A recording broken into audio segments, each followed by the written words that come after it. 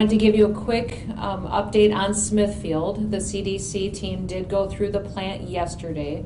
I listened in on a conference call they had of their first initial report of their walkthrough. They're communicating with Smithfield officials as well, and will complete their final assessment and generate a report for us over the weekend that we will look at early next week. They gave us some recommendations, and I know that many of the proactive measures that they had thought of before they were on the ground, Smithfield was already doing. So that was encouraging to see that the proactive actions of Smithfield that were recognized as responsible and something that would be very helpful into the future. They're going to continue to enforce and put in place some infection control training, make sure that they have the protective personal equipment that they need in order to ensure that the employees are ready to get back to work when it's time, and we'll look forward to releasing that report to you at the beginning of next week. In the coming days, we'll be working as well with them to develop a series of measures that the plant can take in order to safely reopen, and this work will involve the CDC, the U.S. Food and Drug Administration, the Secretary of Agriculture, Sonny Perdue, and the South Dakota Department of Health, and the City of Sioux Falls. Yesterday, I was also on a phone call with President Trump and the other governors of the United States. He lays out in that phone call and also in a release that his administration has already given to the United States of a framework for how to reopen the country for the benefit of the economy. In South Dakota, it looks different how we implement that because we took a different path. We did not mandate that our businesses would close. We gave them the opportunity to be innovative, to take care of their customers while they protected their employees going through the spread of this virus. We trusted the people of South Dakota to take personal responsibility for those actions, and they overperformed in a really big way. In fact, just by the mitigation efforts that South Dakotans took, we have bent our curve by 75%. We have had a 75% reduction in our projections, which was absolutely outstanding, and I'm so thankful and grateful for everyone's efforts in making sure they were following the guidelines. Remember, I need you to maintain those guidelines for several more weeks in order to stay on course for the plan that we laid out with our healthcare systems and the Department of Health to help us get through the situation and have the capacity we need to take care of everybody. That includes making sure that you are not in a group of over 10 people, that you social distance from people, you stay at least 6 feet away from individuals when you are out and about, that you stay home whenever it is possible. Only go out for essential trips, that you make sure you're using good hygiene, washing your hands with soap and water, and then if you are not feeling well, to make sure you reach out to your doctor. Call them. Do not go into the clinic. Do not go into the hospital or the emergency room. Call your doctor and they will walk through the protocols on what you should do. I do want to remind you to download the Care19 app. That's incredibly helpful for our team if you would do that and turn on the location services so that it can do contact tracing and help our team be much more efficient in taking care of people here. I want to end with just thanking a few folks. Because every day we see the actions of people that are stepping up and going above and beyond that's making a world of difference for everybody in our state. First of all, to our teachers. We have stretched our teachers to new levels, asking them to deliver everything that they do every single day in a classroom long distance. We have many teachers that have figured out new ways to use technology in remote areas. They've done individualized lesson plans for kiddos that need IEPs or special kinds of accommodations made for their learning processes. We have teachers that are going above and beyond to communicate with their classes and thinking of ways to make it fun for their kids and their students that are at home and often bored and looking for an opportunity to stay busy. I want to thank our parents as well, because many of them are learning how to be teachers. They're doing their work remotely in a difficult situation, and they're also taking the time to educate their kids and make sure that they don't fall behind. Our healthcare professionals are on the front line, and what they do and sacrifices each and every day.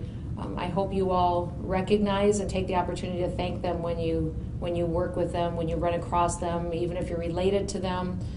Just give them a few words of encouragement that we can get through this and that we do appreciate what they do to keep us safe. We also have a lot of healthcare professionals in the state of South Dakota that aren't working because we can't spare the protective equipment for them to do the elective work that they do. And I'm talking about optometrists or chiropractors or even massage therapists or dentists. A lot of these folks, through no fault of their own, had to shut down their businesses and quit doing their normal appointments so that we could save some of the supplies that we might need to deal with the virus. I want to thank them for making those sacrifices. We have community support providers. These are a lot of folks that work with our vulnerable population. They work with people that need special care in our nursing homes and making sure that they're well taken care of, and they're taking extra steps each and every day that a lot of us don't have to make sure that vulnerable population can stay healthy. Our police, our first responders, correctional officers, they're all keeping our state safe. We haven't seen the kind of unrest or lawlessness that some states have experienced, and that's because our police officers, correctional officers, all those folks showed up every single day and did their jobs and didn't even think once about protecting themselves and staying home throughout this incident. Our small businesses are innovating, they're being creative. We've been taking notes in all of our agencies and our employees on the unique things that they're doing that I think we'll learn long-term about ways that we can be more efficient in the future and ways that we can change our business models to help our folks survive. Our economic development team has been working overtime to get help out to these small businesses.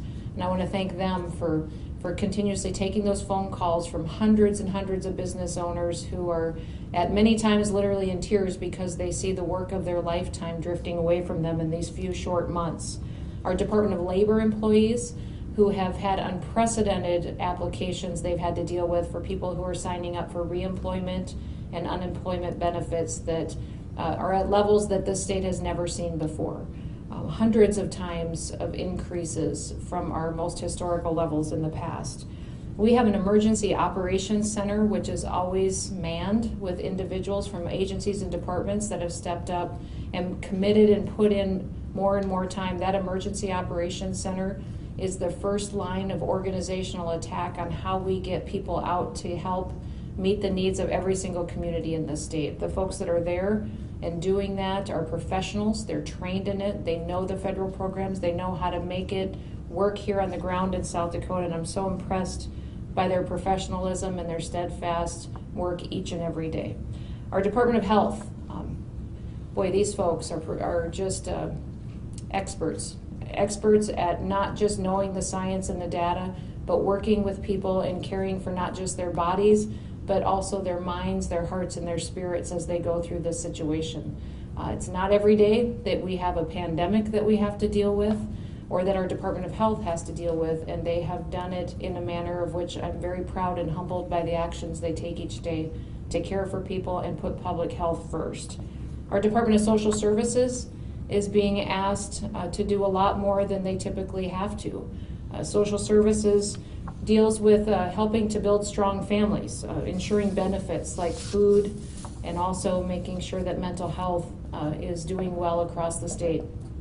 If you can imagine, with all of this time spent at home, isolated from people, feeling disconnected from the world, struggling to put food on the table, a roof over people's heads, and also situations where finances are going away, the Department of Social Services has been asked to do more and more to try to bring stability in a very unstable time. All of our state employees, I've asked you to completely change your lives in your daily routines. You haven't complained once.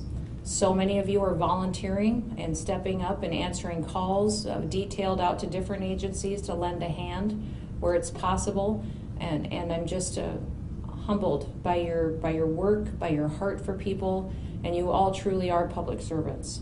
The people of South Dakota, the nation is watching you. They're seeing how you're responding, and they're impressed. They're impressed with the fact that you understand what we're facing and it doesn't daunt you. That each day you wake up strong, ready to make good decisions for you and your family, and you're taking personal responsibility for keeping them safe. I want to thank you for that, and I want to thank you for having some grace as you approach each other, encouraging each other throughout this, giving people a reason to smile, because this is a special place. It's why people live here, is because of the people that we do have, and it's why I love the state of South Dakota. So with that, we will open it up for any questions that you may have. Yep. I'm not good at Okay. Me either, Bob. Yeah, so I don't know who wants to take this, but can you explain to me, very similar to South Dakota, what you're referring to when you say you flatten the curve by 75%? And just, have you spread out the numbers, or are there fewer numbers? Sure. Bob is asking us what we mean. First of all, he admitted he's not great at math, me either, so that's good. Bob and I can relate on that issue. And then he asked what we mean when we say we flattened the curve by 75%. And I'll let Kim visit about that and give you the specifics as to how we document that based on our previous projections. So again, one of our key activities as we're dealing with this COVID response is to make sure that we're going to have enough hospital capacity in the state to take care of folks if they become ill. If you remember, we've shown you some charts that indicated had we done nothing in our state, we would have needed 10,000 hospital beds really at this time of the year. Mid-April was that original projection. The governor took action, people listened, they're doing what they need to do to help flatten that curve. And then our next projection was to lower the number of hospital beds that we felt we would need, push that peak out later to mid-June, and at that point we would need 5,000 beds. This week, the latest projection is that we will need 2,500 hospital beds at our peak. We're still estimating that to be in the mid-June timeframe, but we've gone from a need of 10,000 beds in the middle of April to 2,500 beds in the middle of June. Now, I just want to reiterate, we're still planning as if the worst case scenario of needing 5,000 beds is what we will experience. We would rather over-prepare and not need that many beds. But what we're doing is working, and I can't reiterate what the governor said. Thank you to South Dakotans for doing the right thing. It's inconvenient, it's hard sometimes, but it's really, really helping us. Just to follow up, you have not reduced the percentage of people by 75%. I mean, so we're going to be, that range is, he says, anywhere from 30 to 70%. That's correct, Bob. So it's not a reduction in the number of people who might experience COVID. It's a reduction in the number of people who will get seriously ill and require hospitalization. And that's coming to us from some data points from other states and other places that have already experienced COVID, as well as the data that we're seeing in South Dakota. But one thing I would follow up on that, Bob, is that we, at this point in time, our original projections showed that we would have had many, many more positive cases in the state by this time. So what South Dakotans have done has slowed down that spread. We do have less people infected today than we would have thought. We don't really know what that means for the future, but we do know that all the models from across the nation and across the world show that we can still expect to see significant amount of infections. Our goal the whole time in all of our planning purposes, we're focused on being prepared from a hospitalization standpoint, from a healthcare standpoint. We went from originally thinking we'd need 10,000 COVID-19 beds in the state, which would have overwhelmed us and we wouldn't have been able to facilitate, to now, because of the action South Dakotans have taken, to needing 2,500 beds, which we could do. Do we have a question here in the room? Yes, Governor. How much of the curve was bent by behavior changes versus how much was changed by new data models and information in the virus? You know, I would say it was a combination. I can let Kim give you more details, but the behaviors are significantly impacted the change in the curve. But every day we get more data, it helps firm up what we're seeing. It helps firm up our projections for the future because there is trends and by who's exposed to the virus and gets infected. Obviously, when Smithfield became a hot spot, that accelerated the time frame for the Sioux Falls area.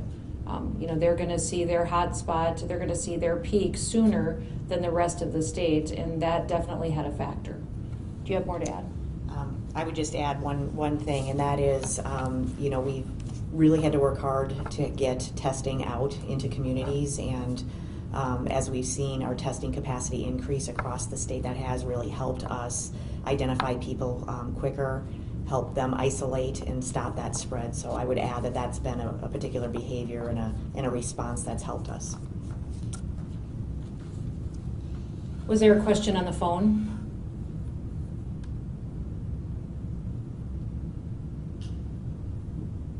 Yeah, Vicky Ward from CNN. Have people in the state been talking to you about the frustrations of sort of not opening up sooner? Whether it's personal or economic. I think the question was if people were talking to us about the frustration of the economy not opening up sooner. I would say that in South Dakota we've had a little bit of a different approach to where we didn't mandate that businesses closed.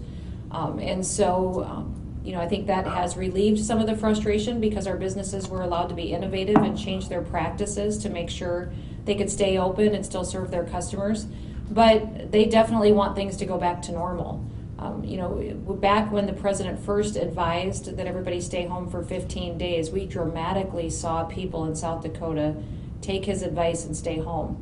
And we saw a huge impact on our state economy and each of our businesses here. So people are feeling the financial pressure. They want to get back to normal. They want to try to get their customers taken care of and to start cash flowing and take care of their families. So from the framework that the president put out yesterday, it was interesting to me because in South Dakota, we were already at his phase 1 for reopening the economy. That means we're already in a better position than most of the other states because we're already doing the things that he advises we do right away to open up.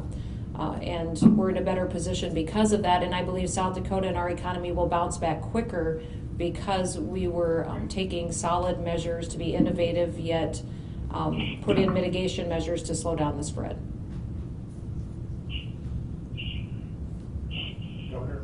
Governor Megan Ratney, Center 1. Okay, I'm going to go to Megan and then I'll go to Bob here in the room.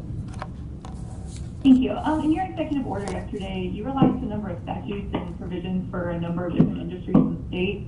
When this is all over with, how does the state plan to regulate all of those industries and ensure compliance again? Well, the executive order will expire and all of that will go back to what statute dictates. This was something we did to relax some of those regulations to allow our businesses and our professionals that required those certifications some ability to be nimble, to stay home and not have to come in and fill out the paperwork and have the financial burden of complying. But when the executive order expires, everything will go back to as statute guides us to. And so how will that be regulated and checked up on to make sure that those are being adhered with? Just like it always has been. Many of these different requirements have boards that oversee them. Many of them have different agencies that always check the box to make sure those certificates are updated, that they're renewed. That'll all go back to how business as usual has always been done by state government and their governing boards. Bob? Yeah, I'm not a doctor either. Okay. Like it's just something. Me either. I just talk like one some days. Yeah. What I've asked you, or what's been suggested to me to ask about is ICU beds and how many there are available versus the total number of beds that hospitals or clinics have. Yeah. So the question is around ICU beds and how many we have available. The surge planning that we're doing is to be able to stand up to 1,300 ICU beds. That would be worst case scenario. With our latest projections, it's more realistic to think that we need about half of those as we look at hospital utilization patterns. I don't have the count right with me about what we have right now. It's in the 250-ish range. But what I can tell you is of all the hospitalizations so far for COVID, only 24 people have required ICU. So we're well within our capacity to manage this, and we're confident that as we work on, getting equipment, getting ventilators, that we'll be able to meet the need. Governor, an off topic, and I did ask if it was okay to bring this up. Sure. Out of topic, but the Corps of Engineers has today expressed concern that COVID is pulling so much of the oxygen out of the air that maybe we're not paying attention to the Missouri River, to spring flooding. It's still very much an issue. Can you talk a little bit about that and what's going on that front? Yeah, we're definitely still monitoring the Missouri River. We have staff that is assigned to stay on top of where we're at. I think it's been very encouraging that we haven't had the moisture this spring that we potentially could have. And we still are projected for the next 10 days to have pretty, or get moisture, but not an overwhelming storm system that would be tough for us to deal with and get through our system. So we're having regular communication with the Corps. Yes, there's a lot of things, balls up in the air right now, but we came into this spring with a lot of snowpack in the Northeast. The James River is still elevated in that flood stage. We're monitoring that all the time, and we'll continue to do so. We need it to stay dry. And so we're still hoping that some of the moisture they predicted for us here will miss us, and then we're watching the snowpack still continue to come off in Montana. And it's come off well. We've had favorable weather systems for that, and we'll continue to monitor it. Mother Nature has been better to us than she has been to some of our southern states who were pretty devastated by tornadoes earlier this week. Okay, one Mhm. follow-up question. Sure. As long as we're off topic, Mhm. why that half, why today? Oh, because I was up late and at 4 o'clock this morning and did not wash my hair. So, and I thought about wearing my South Dakota pork producer's hat, but I couldn't find it. How about the military child? Military what? The military child, the military. Oh, yes, it is Military Month. Yeah, that's one of the things that I should be talking about more often. But this is the hat that was a gift from my National Guard, and I wear it proudly and thank them for their service. Governor Stephen Gross from AG. Yeah, Stephen, go ahead. With your projection that hospitalizations will peak in mid-June, I'm wondering if it's possible to open up the economy here in South Dakota as soon as the president has recommended or would like. Well, we will make decisions that are best for South Dakota. So some states are talking about opening up early. We've already opened up, we never closed, so we're at a different level than they are, but we will continue our mitigation efforts that we have in place today for several more weeks. We have to in order to stick to the plan that we committed to with our healthcare systems to get through this virus spread in a responsible manner. So I know that the guidance that the President, the White House has given us is helpful, but we will still make decisions in South Dakota that's best for our state. Was there another question on the phone line? Troy Henderson, KXLG Okay. in Watertown. Go ahead, Troy. For Secretary Reisden, Cottington County has moved now into the substantial spread category from minimal to moderate. I'm curious about what has changed to cause that switch. Sure. So we are trying to keep up with ensuring that folks know at the local level how we're seeing spread happen within counties. The substantial designation is when we have 5 or more cases of COVID-19 that are not related to another known positive case or to travel to a region where COVID is very prevalent. So that just means that there's community spread happening in that county, and that people need to be aware of that and continue to take the precautions to minimize that spread. Thank you. Hi, this is Kelda Harris with the American News in Aberdeen. Yep, go ahead. So we have our first confirmed case that is linked to an employee at the Dakota Ranch beef, our beef processing plant here. Can you expand on maybe what you've learned with the Smithfield stuff and how what you've learned through that process, you'll be applying that to make sure a similar thing doesn't happen here? Sure. So, what's important when folks are in a situation where they are working side by side, that can be in a food processor or manufacturing or many other settings, is that we have good opportunities for social distancing and keeping people physically separate. We also need to make sure that workers have the appropriate equipment to protect themselves and to protect other people from potentially, respiratory droplets. We need to make sure that policies that are in place are supporting the workplace practices that can help people stay safe. We can look at things like staggered schedules for breaks and lunch breaks.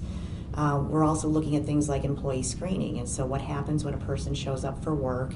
How are they screened for symptoms? Are they sent home if they have a fever or other symptoms? And so there's a lot of things that can help employers keep their workforce safe. Our experience as being part of the team that's assessing Smithfield now will help us in other situations where, again, there's there's practices happening where it puts people in close contact with each other.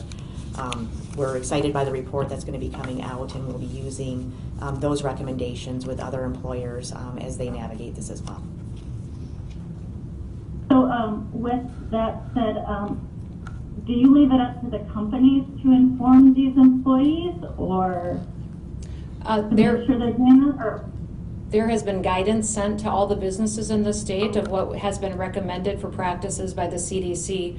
Also today, the Department of Health has a team traveling up to Aberdeen that will be there. In that case, has been identified, has been isolated. They'll continue to work with those at the plant to make sure that all practices are being followed.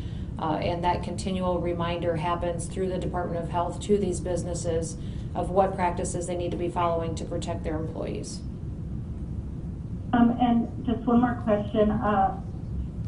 When you have a demographic who are not English speakers, how do you make sure they're getting that communication in the way that they can use it?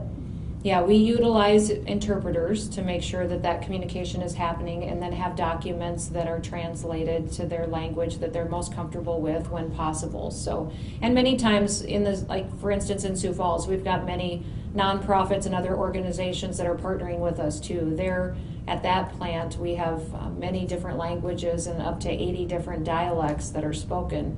And so it can add a level of challenge, but we are able to work with interpreters to make sure everybody understands exactly what they should be doing. Thank you. Governor Lee Sturgeon, Yep, go ahead, Lee.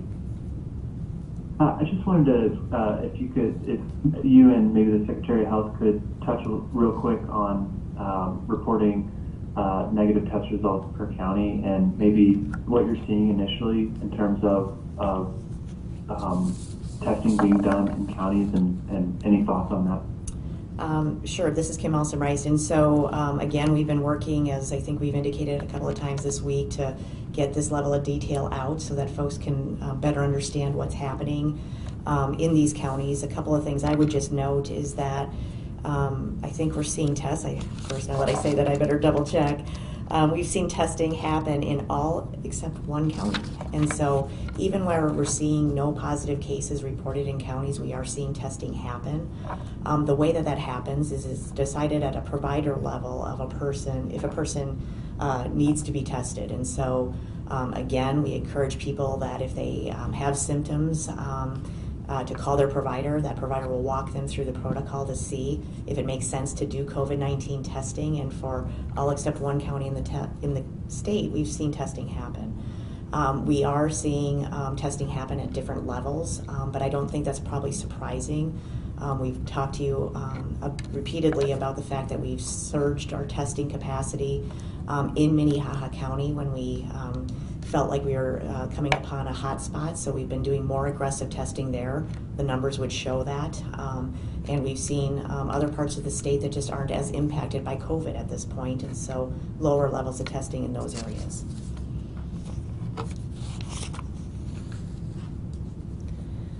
I think it's good to remind everybody, though, that having testing supplies has been a challenge. It's getting a little bit better, and the Abbott ID machines have been fantastic to get. We've deployed those to areas of the state where we felt like they needed more testing capabilities. Also, Indian Health Services sent out many machines out to our reservation areas and some of those facilities that they deliver care to in South Dakota, so that's been great. And we have requests in to get more supplies as well. So that is a constant process that we have, is keeping the testing capacity that we do have supplied with what we need in order to make it happen. Beyond that, just remember that the Department of Health does not decide if an individual gets tested. We have protocols that we give to physicians to follow, and then those physicians talk to an individual when they call in and say they aren't feeling well to decide if a test is appropriate. And that's what we've done from the very beginning and will continue to do. Is there a question on the phone? We'll do one more. Jeremy Fiedler, Yep, go ahead. Is just wondered if you had a date or an expectation for when you expect the plant to reopen, the Smithfield plant. I don't have that yet. We'll look at the report when it comes out early next week and be able to make a determination then, working with Smithfield. Go ahead, Bob. Thanks. Did you have a question? I do. Yeah. You talked, every day you talked about the COVID-19 app. Yes. My phone doesn't work with it. Are you an Android? Do you have an No, Android? no, no. Okay. It's a pre-version. Oh, it's an older phone. Yeah, but at any rate, so I couldn't download it. What I'm picking up from some people is that they're saying that the app is not correctly working. That it's either spotty or doesn't track at all. So I'd just like to find out more about that. I just want to reiterate what the app does, and what it does is it records situations when a person has been at a specific location for approximately 8 to 10 minutes. And so it's not going to follow you, you know, if you take your dog for a walk around the neighborhood and you don't stop anywhere for at least that 8 to 10 minute mark. And so it's not designed to do that tracing of every path that you take. It's designed to show where you've been, where you may have come into contact long enough to be exposed to COVID. So we've had that question about it doesn't seem to be working. I think if people would keep in mind that it's intended to track where you've been for some period of time, then they'll see those points show up. And the developers are still working to make it adaptable to Android phones. And we've also put in a request on older versions of phones if there's a way to make it possible to download it and function on a phone that may be older than the version it currently is applicable to.